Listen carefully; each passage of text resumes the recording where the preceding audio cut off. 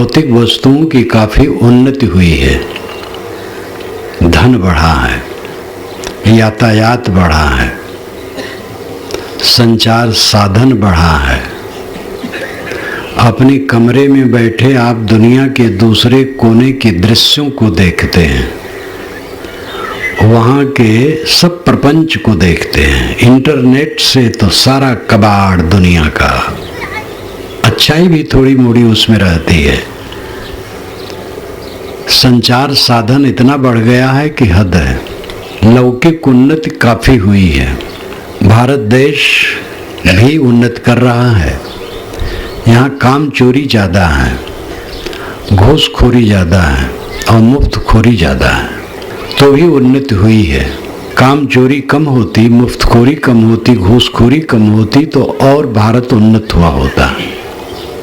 पूरी दुनिया में उन्नति हो रही है, धन बढ़ रहा है, धर्म बढ़ना चाहिए। देखने में तो धर्म बढ़ रहा है, अखंड कीर्तन हो रहा है, रामायण प्रतियोगिता हो रही है, प्रवचन के पंडाल बन रहे हैं बड़े बड़े, और बहुत कुछ हो रहा है। इसमें बहुत तो ऐसा है जो सांस्कृतिक है, केवल धार्मिक और आध्यात्मिक है ही नहीं। जैसे अखंड पाठ है, रामायण प्रतियोगिता है, और कई ऐसे हैं जो सांस्कृतिक हैं और नाटकी ढंग से हैं, आध्यात्मिकता नहीं है। ऐसे ऐसे आयोजन होते हैं कि चंदा के लिए पहले सबको सताया जाता है कि चंदा दो, इतना देना है, और कार्यक्रम करने के बाद तो चंदा से संग्रहित पैसा जो समिति के लोग हैं उसको हड़पने के चक्कर में आपस में राग द्वेष करते हैं। बड़े बड़े यज्ञ होते हैं, लाखों रुपया इकट्ठा होता है, पुजारी भी लूटते हैं अपने ढंग से जितना बन सकता है, और समिति वाले भी कलह करते हैं। जितने यज्ञ मैंने देखे, यज्ञ के बाद कलह। रामलीला जहाँ मैं बचपन में देखा, आज से बहुत पहले की बात है, आज से कम 65 वर्ष पुरानी घटना। गांव के पास में गांव, वहाँ रामलीला 2 बार देखा, और रामलीला हुई उस गांव में व्यभिचार की वृद्धि बहुत हुई। राम का आदर्श कौन उसमें लेता है? वो तो लड़के सुंदर सुंदर टिक टाक करके बनते हैं, और उसमें चंचल स्त्रियां भी, लड़कियां भी देखती हैं, और उसमें जो विकार बढ़ा तो चर्चा का विषय था कि भैया रामलीला करा करके तो चरित्र पतन और करना है। इतना आचरण भ्रष्टता लड़कों में बढ़ा। तो कितने कार्यक्रम तो सांस्कृतिक होते हैं, नाटकी होते हैं, दिखावे के होते हैं, ऐसे ऐसे पाठ होते हैं, सुनता हूँ, जहाँ शराब, बीड़ी, सिगरेट सब चलता है। शुद्ध अध्यात्म धर्म पंडाल बनते हैं, वहाँ भी ज़्यादा महिमा, अवतार की महिमा, देवता की महिमा, रिद्धि सिद्धि की महिमा, भगवान की महिमा। भगवान ने दुनिया बनाई और भगवान जो चाहे सो कर सकता है। इसी में घंटा घंटा प्रवचन, सीधे आत्मा पर, चरित्र पर विचार बहुत कम जगह है। उसके बाद जो धर्म का रूप है वो है त्याग, अपने पर संयम। धर्म का अर्थ है अपने पर संयम। उसके फूल फल में है दान पुण्य। लोग दान पुण्य को ही धर्म मान लेते हैं। दान कर दिया तो धार्मिक हो गया। दान पुण्य तो फूल फल है। धर्म का असली रूप है त्याग। जीवन में त्याग आए, संयम आए, अपने पर कंट्रोल आए, नियंत्रण आए। नियंत्रण धर्म है। अपने मन पर, वाणी पर, कर्मों पर नियंत्रण। चीजें बढ़ रही हैं, नियंत्रण घट रहा है। खान पान बिगड़ रहा है, खूब बिगड़ रहा है। नए नए किस्म के तंबाकू चले हैं और इतनी बिक्री है, लच्छे लच्छे दुकान पर टंगे रहते हैं, चमचमाते रहते हैं। बच्चे बच्चे खरीद लिए, जेब में रख लिए, एक पुड़िया तोड़ के मुंह में डाल लिए, रेडीमेड। एक जगह मैं गाड़ी में चल रहा था, कार में, तो भीड़ थी, तो वहाँ एक दुकान हो के निकली तो एक युवक आया, दुकानदार से कहा झटपट दो। तो मैंने ड्राइवर से पूछा भाई झटपट क्या है? कहा महाराज एक प्रकार का तंबाकू है, बस तोड़ो और झटपट मुंह में डालो, कुछ करना नहीं। मैंने कहा अच्छा, झटपट नाम का तंबाकू भी हो गया। शराब गली गली में देखो, जहां देखो तहां बोर्ड लगा है। नेता लोग नशाबंदी भी अभियान रखते हैं, वो जगह रखते हैं कि भाई नशाबंदी हो, और नशा के लिए खूब लाइसेंस देते, शराब बेचो। गोवध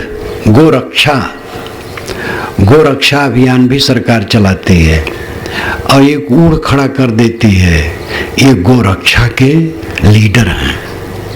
जैसे ये पवन दीवान को कांग्रेस ने खड़ा किया था, तो कांग्रेस में टिकट नहीं मिला तो वो चले गए बेचारे भाजपा में। भाजपा में नहीं मिला तो सुनता हूँ फिर कांग्रेस में आ गए। अब कांग्रेस में नहीं मिलेगा तो बसपा में जाना, और कहाँ जाएंगे। तो उनको ऊड़ खड़ा कर दिया। ऊड़ अवध क्षेत्र में ऊड़ कहते हैं, जब खेत में फसल में लकड़ी गाड़ करके कुर्ता पहना दिया जाता है, तो रात में नील गाय आए तो समझें कि कोई आदमी खड़ा हो, भाग जाए। तो मनुष्य नहीं रहता, ऊड़ रहता, धोखा, मनुष्य का धोखा। तो पवन दीवान को ऊड़ खड़ा कर दिया था कांग्रेस सरकार ने। ये गोरक्षा के लीडर हैं। और उधर दस्तखत होता है, कसाई खाने खुलते हैं। अभी रायपुर में था तो एक बहुत प्रसिद्ध व्यक्ति ने बताया, जो बहुत सक्रिय है सामाजिक, कहा साहब दुर्ग, बिलासपुर, रायपुर 3 जगह कसाई खाने के लिए एक सेक्शन हो चुका है मुख्यमंत्री का। तो राजनेताओं की एक मजबूरी है, वे कसाई खाना चलाएंगे और गोरक्षा आंदोलन के लिए भी एक पूजा की जगह बना लेंगे, शराब का खूब लाइसेंस देंगे और नशाबंदी का भी अभियान चलवाएंगे, सबको संतोष देंगे। राजनीति ऐसी चीज होती है। लेकिन कुल मिलाकर के मत्स्य पालन, मुर्गी पहले कहाँ है सर, आके रास्ते रास्ते चलो तो मुर्गी पालन का अड्डा बना हुआ है, जहां देखो तहां मुर्गी पालन, पहले से कहीं दिखाई नहीं देता था। तो विनाश का साधन सर्वत्र खूब है। टीवी घर घर, टीवी में अच्छी बातें आ सकती हैं थोड़ी मोड़ी, लेकिन ज्यादा देखते क्या है। टीवी से इतना पतन हो रहा है। इंटरनेट का दुरुपयोग, बड़ौदा में एक युवक ने मुझे बताया, वो मेरा शिष्य है और ऑफिस में है और ब्रह्मचारी है, कहता था साहब इंटरनेट से मेरे आसपास के लड़के इतने बिगड़े हैं और इतना प्रपंच आता है, मैं तो बहुत ऊबा हूँ, ऑफिस का कुछ काम करना पड़ता हो कर लेता हूँ। बहुत बढ़िया लड़का है, शुद्ध ब्रह्मचर्य का पालन करके ऑफिस में रह रहा है। तो विनाश के साधन चारों तरफ खूब, जिससे आचरण गिरे। सहशिक्षा, सहकर्म बढ़ गया है। एक जमाना था लड़कियां घर घर न घूमें, घर में रहें, घर में जो कुछ पढ़ाई वढ़ाई हो जाए। अरे कुछ दिन पहले तो था लड़कियां पढ़े, न पढ़ना पाप है, वो अति था। वैदिक युग में लोग पढ़ती थी लड़कियां, लेकिन इन पर पाबंदी कर दी गई थी, परंतु पढ़ें तो घर में पढ़ें, बाहर न पढ़ें, और पराए घर न जाएं, पराए पुरुषों से बात न करें, अब लड़कियां पढ़ रही हैं कॉलेज में, लड़के पढ़ रहे हैं, सशिक्षा चल रही है, मित्रता हो रही है, सहकर्म हो रहा है, एक ही ऑफिस में अफसर लड़की लड़के दोनों हैं, कौन उनको रोकेगा? मोहब्बत हो जाती है, विवाह हो जाता है, विवाह टूट जाता है, क्योंकि भावना में जो विवाह होता है वो काफी टूटता है। माता पिता दोनों देखें, लड़के लड़की भी देखें, दोनों पसंद करें, गंभीरता से विवाह करें। विवाह विशिष्टम वहनम, विवाह का अर्थ है विशिष्ट ढंग से वहन करना, ये विवाह का अर्थ है। विवाह विशिष्टम वहनम, ठीक ढंग से लड़की लड़का को, लड़का लड़की को निभाए। लड़का लड़की तो विवाह होता है, लेकिन दोनों पक्षों का मानो विवाह होता है। लड़की लड़का के पिता माता और फिर समधी लमदी फूफा मामा, इतना लंबा पुंगरा लगा है दोनों तरफ, वो सबका मानो विवाह होता है। सब एक दूसरे को निभाने के लिए मानो तैयार होते हैं। ये तब होगा जब दोनों तरफ से मंजूरी हो। अब छुट्टा, कहीं मोहब्बत हो गई, विवाह कर लिए, अंतरजाती शादी, और उसमें दोनों पक्ष के सगे संबंधी नहीं मिलना चाहते हैं, क्योंकि एक भावना होती है, एक सत्य होता है। सत्य यह है कि मनुष्य मनुष्य है, कहीं कोई शादी कर ले, शेड्यूल कास्ट का लड़का है, ब्राह्मण की लड़की है, मोहब्बत हो गई, शादी हो जाती, कोई रोक नहीं सकता। कोई रोकेगा तो जल जाएगा। मैं अयोध्या के पास प्रवचन कर रहा था, ब्रह्म समाज उसमें खूब था, कई वर्ष पुरानी घटना है। मैंने कहा देखो, जात पात बकवास है, मनुष्य मनुष्य, छुआछूत का पाखंड मत करो, किसी को नीच मत समझो, प्रेम से चलो। खूब कहा। फिर कहा अंतरजाती शादी आप करो न करो, इसमें मेरा कोई पक्ष नहीं है। अंतरजाती शादी की अपनी समस्या है, और आजकल हो रहा है, तो उसमें अगर कहीं लड़की या लड़का अड़ गए तो उलझो ना, नहीं तो परेशान हो जाओगे। तो समाज के बहुत लोग हंस दिए, मैं समझ नहीं पाया क्यों हंसे हैं। जब सभा खत्म हुई तब पीछे पता लगा कि ताजा घटना वहां हुई थी। एक धनी घर की लड़की और प्रतिष्ठित और जिसको उच्च सवर्ण कहते हैं, उसकी लड़की, उसी के कारखाने में एक नौकर था जो सामान्य परिवार का था, शेड्यूल कास्ट का था या बैकवर्ड का था तो याद नहीं रहा। बस वो भी युवक वो भी युवती, दोनों से मोहब्बत हो गई। जानते थे कि घर में बताने मतलब तो आफत है, कोई नहीं मानेगा, मारपीट पड़ेगी। दोनों चुपचाप निकल गए तो ये पावरदार आदमी थे, एक बड़े नेता को फोन किए। तो बड़े नेता को जब फोन किए तो फिर क्या किया, दोनों ने थाने में इतला कर दिया। थानेदार पहुंचे, उस घर के स्त्री पुरुष सबको ला करके बटोर करके जेल में डाल दिए। केवल छोटे छोटे बच्चे बच्चे और घर भर को जेल में डाल दिए। ऐसा कानून बना है, सुनता हूं। ये कानून तो 50 वर्ष पूर्व बन गया है कि जात कुछ नहीं, मनुष्य एक है। तो सत्य है कि मनुष्य एक है, लेकिन भावना का दूसरा पक्ष है, और भावना तत्काल नहीं बदल सकती, धीरे धीरे बदलेगी। अब सब जगह हो रहा है, हरिजन लड़का, शेड्यूल कास्ट का लड़का, ब्राह्मण की लड़की से शादी हो रहा है, सबसे। और जहां जिसकी मोहब्बत हो गई कौन टालेगा? कोई ज्यादा भी बात करेगा तो जल जाएगा। तो ये सब हवाएं चल रही हैं। विवाह होना तो कोई हर्ज नहीं, लेकिन विवाह हो करके तब फिर निपटना, संस्कार अलग। और फिर जब सोनापन लगेगा कि नैहर से कोई नहीं आ रहा है तो लड़की उबेगी, और उधर दामाद भी उबेगा। ससुराल जाता है तो कोई नहीं वहां मिलता है। एक शेड्यूल कास्ट का लड़का ब्राह्मण लड़की से शादी किया, तो जब वो ससुराल जाए तो ससुराल वाले पहले फोन कर दें कि दामाद आएगा 2 दिन रहेगा, तो कोई उनके यहाँ नहीं आता था। और दामाद IAS अफसर था, कलेक्टर था, लेकिन कलेक्टर होने से क्या होता, भावना तो यह है कि चमार का लड़का है, तो फिर निभाना कठिन होता है। लेकिन लोग कहते तर्क देते हैं कि ऐसे कठिनाई सहते सहते तो जाट टूटेगी।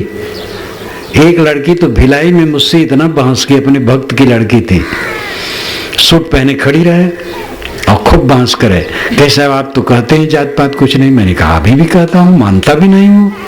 तो कि तब अंतरजातीय शादी में क्या हर्ज उसका पिता खड़ा हंसे, अभी ऊपर रही बहुत तेज है, चाहे वो न करे, लेकिन बड़ा रैशनल विचार पेश कर रही थी। तो ये भावना का पक्ष है कि भाई हम साहू हैं, हम ब्राह्मण हैं, हम कुर्मी हैं, हम मुराव हैं, हम क्षत्रिय हैं, ये भावना है। सत्य है मनुष्य। तो ये जो परिवर्तन है, हलचल है, आज के जमाने में सामाजिक, मानसिक हर प्रकार की हलचल तीव्र हो गई है। पहले जो परिवर्तन 50 वर्ष में होता था, आज 5 वर्ष से भी कम में होता है। इतना घोर परिवर्तन चल रहा है और ये सब का प्रभाव तन और मन पर आ रहा है। जो प्रदूषित वातावरण है, कारखानों का, बीड़ी सिगरेट का, दुर्व्यसन का और भी अनेक प्रकार का, कृत्रिम खाद का, दवाइयों का। मैं जब गुजरात में रहता था उस समय, तो पहले एक गांव में भी 15-15 दिन रहता था। अब तो 2 दिन 1 दिन रहना मुश्किल होता है। तो कपास खूब रहे, एक तरफ कपास, दूसरी तरफ पर्वत। तो पर्वत की तरफ जाऊं जब शाम को घूमने तो अच्छी हवा मिले, कपास की तरफ जाऊं तो घुटन हो। तब लोगों ने बताया कि शायद दवाई छिड़की जाती है कपास में और वातावरण बहुत प्रदूषित हो जाता है। तो वो प्रदूषण घुटन पैदा करता है।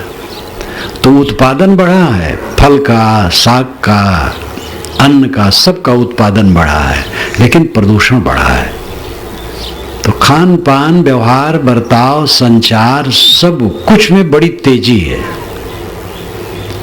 और जल्दी जल्दी सब कुछ बदल रहा है। अब आपके घर में टीवी है, सब फिल्म वही देख रहे हैं, तो उसमें एक्टर और एक्टर्स के नाम और रूप देख रहे हैं।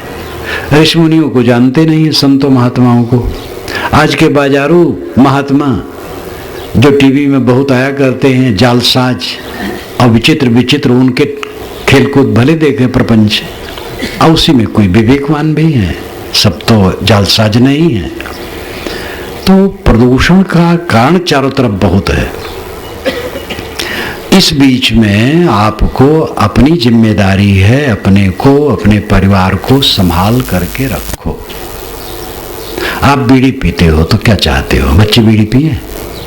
गुटखा खाते हो, गुड़ाखू रगड़ते हुए देवियां भी गुड़ाखू शुरू कर दी हैं। देवियां पवित्र हैं, इनके दुर्व्यसनी नहीं है, लेकिन गुड़ाखू कोई कोई शुरू कर दी, बहुत गलत है। आप जब स्वयं गलत कर रहे हो तो बच्चों को क्या दे रहे हो? जब स्वयं आप टीवी देखना चाहोगे ज्यादा तो बच्चे नहीं जानते हैं, बच्चे सो जाते हैं तब देखते हैं। बच्चे बड़े चतुर हैं, वे सब जान लेंगे। रात में केबल टीवी, काली टीवी कहना चाहिए, काला टीवी, गंदगी की चीज भरते हैं दिमाग में। ऐसे ऐसे लोग हैं 3-3 बजे तक टीवी का मवाद मन में भर के तब सोते हैं। कैसे उनका मन साफ होगा? तो चारों तरफ मानसिक विकार बढ़ने के साधन खूब फैल रहे हैं। अपने को सब संभालो। सेवा, भक्ति, स्वाध्याय, साधना, चिंतन, मनन में मन लगाओ। बहुत पुरानी घटना है। गोंडा जिला में मैं था, बस अयोध्या से उत्तर एक कस्बा में। तो एक गायत्री परिवार के सज्जन मेरे पास बैठे, कहे 50 वर्ष की उम्र उनकी।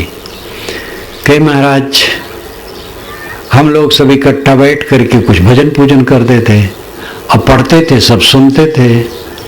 महाराज टीबी का दौरा चला तो मैं टीबी नहीं लाना चाहता था, तो बच्चे दूसरे घर में टीवी देखने लगे, पत्नी भी जाने लगी, तो मजबूर होकर टीवी लाना पड़ा।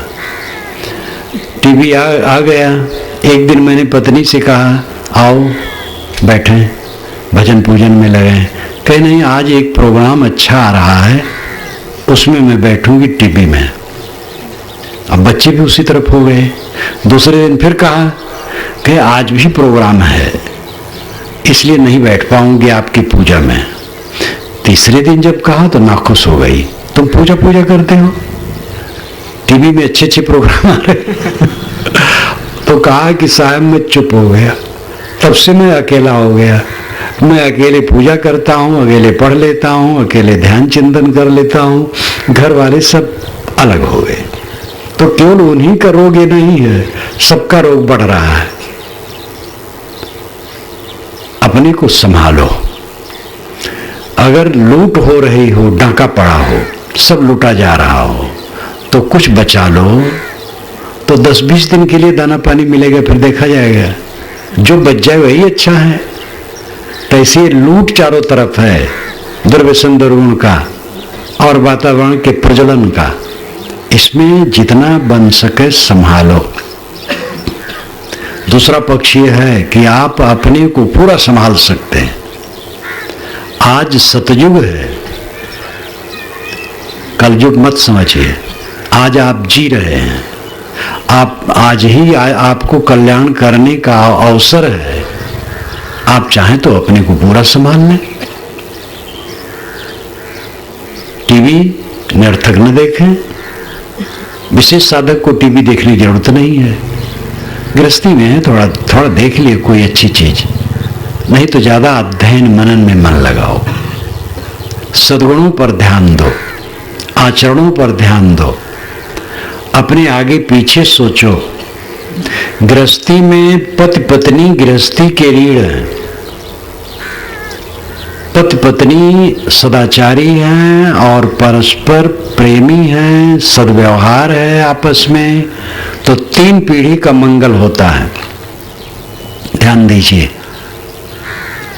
पति पत्नी सदाचारी हैं, संयमी हैं और आपस में मधुरता का बर्ताव है, तो घर में जो बुजुर्ग होंगे उनकी सेवा होगी, माँ बाप की सेवा होगी। और निचली पीढ़ी जो बच्चे होंगे उनको अच्छे संस्कार मिलेंगे।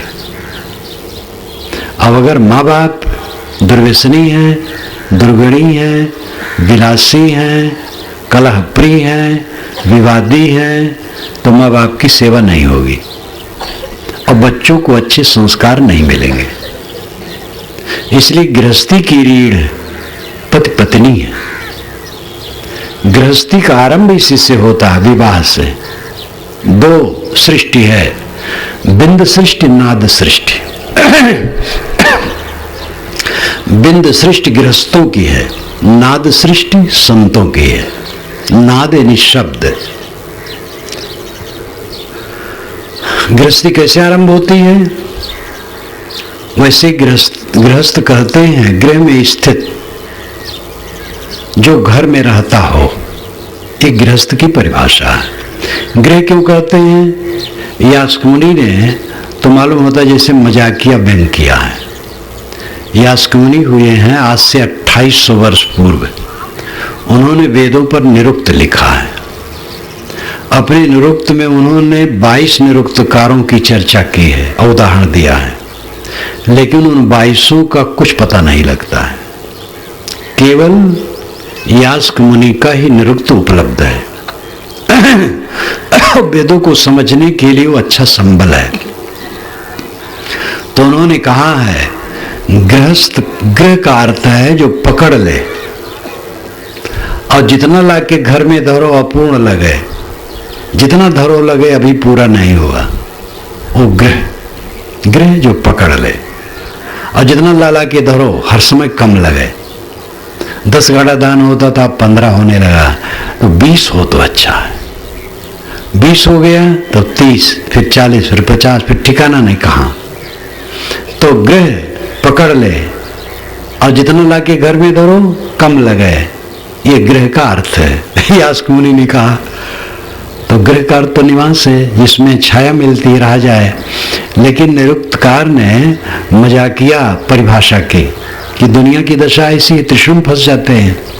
गृहस्थ विवाह से आरंभ होता है और विरक्त गृहस्थी का त्याग वैराग करके गुरु की शरण में जाता है, तो उनके उपदेश से वो शिष्य होता है, वो पुत्र है, शिष्य पुत्र है।